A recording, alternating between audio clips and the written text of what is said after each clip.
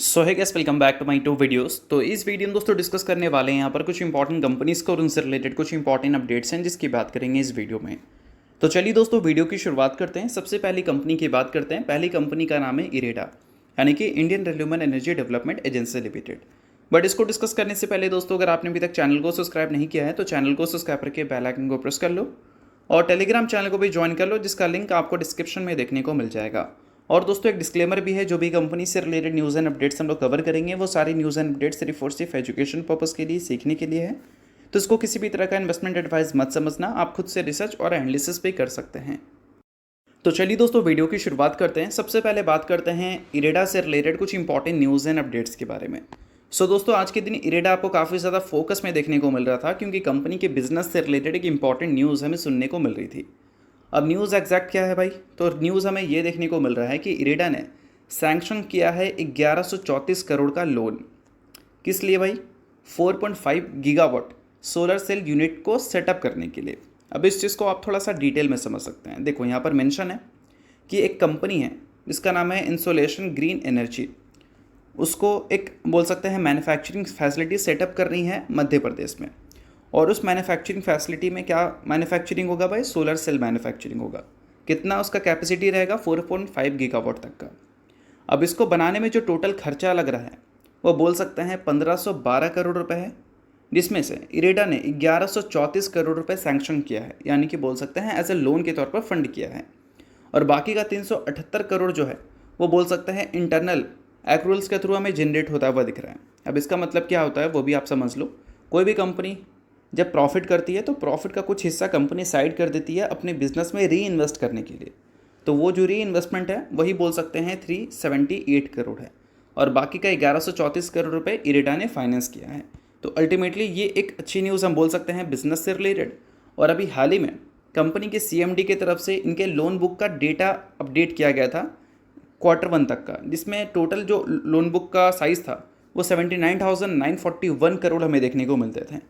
और Q2 में देखा जाए तो कंपनी ने कई सारे प्रोजेक्ट को सैंक्शन कर रखा है। तो इसका मतलब हम उम्मीद कर सकते हैं कि Q2 का लोन बुक का जो डेटा अपडेट होगा वो डेफिनेटली 80,000 करोड़ को तो क्रॉस करना चाहिए। और 80,000 करोड़ के ऊपर अगर नंबर निकलता है तो बिल्कुल भी इससे हैरान मत होना, बट एग्जैक्ट वो नंबर कितना होगा वो Q2 के पीरियड खत्म होने के बाद ही हमें पता चलेगा। तो बिजनेस से रिलेटेड देखा जाए तो ये सारी न्यूज़ काफ़ी अच्छी हम बोल सकते हैं। बाकी आपका क्या व्यू है वो मुझे कमेंट में ज़रूर बताना, बट जितनी भी चीज़ें हैं वो सिर्फ एजुकेशन पर्पज़ के लिए, तो इसको रिकमेंडेशन मत समझना। सो अब दोस्तों वीडियो में आगे बढ़ने से पहले बात कर लेते हैं एक सेबी रजिस्टर्ड टेलीग्राम चैनल के बारे में, जो कि अपने ही टीम मेंबर का है। और उसको अगर आपने अभी तक ज्वाइन नहीं किया है तो आप उसको ज्वाइन कर सकते हैं। अब देखो ज्वाइन करने का सबसे बड़ा बेनिफिट क्या है कि काफ़ी सारी कंपनी के जो चार्ट्स होते हैं उसको अच्छी तरह से एनालिसिस कर आपको यहाँ पर अपडेटेड देखने को मिलता है। और सेबी रजिस्टर्ड टेलीग्राम चैनल है, तो सेबी रजिस्टर्ड रिसर्च एनालिस्ट के द्वारा अच्छी तरह से प्रॉपर एनालिसिस करके ही ये सारी डिटेल्स आपको देखने को मिलती हैं। तो लिंक आपको डिस्क्रिप्शन में दिख जाएगा, लिंक के थ्रू जाकर चैनल को ज्वाइन कर लो। तो चलिए दोस्तों बात करते हैं अगली न्यूज़ एंड अपडेट्स के बारे में, जो कि किसी एक कंपनी से रिलेटेड नहीं है, बोल सकते हैं पूरे के पूरे ग्रुप से रिलेटेड है। कौन सा ग्रुप है भाई? अडानी ग्रुप है, जिसकी चर्चा आज के दिन पूरे बाजार में हमें देखने को मिली थी। क्यों चर्चा थी भाई? क्योंकि हिंडनबर्ग ने जो एलिगेशन लगाया था अडानी ग्रुप के ऊपर, उसमें से कुछ एलिगेशन को सेबी ने डिसमिस कर दिया है, या फिर बोल सकते हैं कुछ एलिगेशन के ऊपर सेबी ने अडानी ग्रुप को क्लीन चिट दे दिया है। काफ़ी लंबे टाइम से ये चीज़ें हमें देखने को मिल रही थी मार्केट में। इस वजह से अडानी का परफॉर्मेंस भी हमें अच्छा देखने को नहीं मिल रहा था अगर हम स्टॉक मार्केट की बात करें। बट जैसे ही एलिगेशन हटने की बात हमें देखने को मिली सेबी की तरफ से, आज के दिन अडानी ग्रुप की जितनी भी कंपनीज हैं सभी में काफ़ी ज़्यादा खुशी की लहर हमें देखने को मिली थी। अब देखो एक चीज़ क्लियर कर देना चाहूँगा, जितने भी एलिगेशन लगे थे उसमें से सभी एलिगेशन नहीं हटे हैं। सिर्फ और सिर्फ बोल सकते हैं 2 चार्जेस ऐसे हैं जिसको सेबी ने क्लियर कर दिया है, यानी कि उस पर क्लीन चिट दे दिया है। और अभी भी देखोगे तो 22 केसेस हमें पेंडिंग ही देखने को मिल रहा है। बट फिर भी बोल सकते हैं एक होप बन गया है इन्वेस्टर्स के अंदर कि अगर सेबी की तरफ से क्लियरेंस मिल गई है 2 केसेस के ऊपर, तो आगे चलकर ये जो 22 केसेस का पेंडिंग नंबर है इस पर भी क्लियरेंस मिलती हुई नज़र आ सकती है। तो इस वजह से बोल सकते हैं एक पॉजिटिव सेंटीमेंट्स की वजह से बाजार आज के दिन एक अच्छा रिएक्शन देता हुआ नजर आया है अडानी ग्रुप के ऊपर, या फिर बोल सकता है अडानी ग्रुप की जितनी भी कंपनीज हैं उसके ऊपर। अब इसके अलावा दोस्तों बात करते हैं अगले न्यूज़ के बारे में, जो कि है पीडीलाइट इंडस्ट्रीज से रिलेटेड। अभी रिसेंटली क्या हुआ था कि पीडीलाइट इंडस्ट्रीज़ ने क्वार्टर वन नहीं मतलब रिजल्ट के साथ एक बोनस देने का फैसला किया था। बोनस की अगर हम रेशो की बात करें तो 1:1 के रेशो में था, जिसमें कंपनी ने एक इक्विटी शेयर के बदले एक इक्विटी शेयर देने का फैसला किया था। अब फिलहाल कंपनी ने इसका रिकॉर्ड डेट अनाउंस कर दिया है। अगर हम रिकॉर्ड डेट की दोस्तों बात करें तो वो हमें देखने को मिलने वाला है 23 सितंबर को। सो अगर आप इस कंपनी के शेयर होल्डर हैं तो 23 सितंबर का डेट आप नोट कर लो, क्योंकि इस दिन कंपनी 1:1 बोनस के हिसाब से 50% एडजस्ट होती हुई दिखेगी, जो टेक्निकल एडजस्टमेंट होगा। और जैसे ही number of extra shares demat account में क्रेडिट होंगे, इन्वेस्टमेंट जो है वो बैक टू नॉर्मल हो जाएगा। सो पिडिलाइट काफ़ी बड़ी कंपनी है, बड़ी न्यूज़ थी, इस वजह से मैंने बता दिया, बाकी ये किसी भी तरह का रिकमेंडेशन नहीं है। तो चलिए इसके अलावा बात करते हैं अगली कंपनी के बारे में, जिसका नाम है दोस्तों हिंदुस्तान एरोनॉटिक्स लिमिटेड यानी कि HAL। अब देखो दोस्तों, आज के दिन HAL आपको काफ़ी फोकस में देखने को मिल रहा था, क्योंकि ऐसी न्यूज़ हमें सुनने को मिल रही है कि आगे चलकर HAL को तेजस के और भी कॉन्ट्रैक्ट्स मिलते हुए नजर आ सकते हैं। पिछले कुछ टाइम में तो कई सारी रिपोर्ट्स हमें देखने को मिली है डिफेंस सेक्टर से रिलेटेड, जिसमें 114 राफेल जेट को लेकर रिपोर्ट आ रही थी कि 2 लाख करोड़ के आसपास का ऑर्डर क्लियरेंस कर सकती है हमारी मिनिस्ट्री ऑफ डिफेंस। और अभी के टाइम पे कुछ और रिपोर्ट आ रही है जिससे ये पता चल रहा है कि तेजस के कॉन्ट्रैक्ट और भी इशू हो सकते हैं HAL को। अब एग्जैक्ट न्यूज़ रिपोर्ट क्या है वो हम लोग डिस्कस कर लेते हैं। तो देखो दोस्तों, यहाँ पर मेंशन है कि तेजस जो है HAL जो है वो तेजस के आउटपुट को, यानी कि बोल सकते हैं तेजस के प्रोडक्शन को बढ़ा सकती है। क्यों भाई?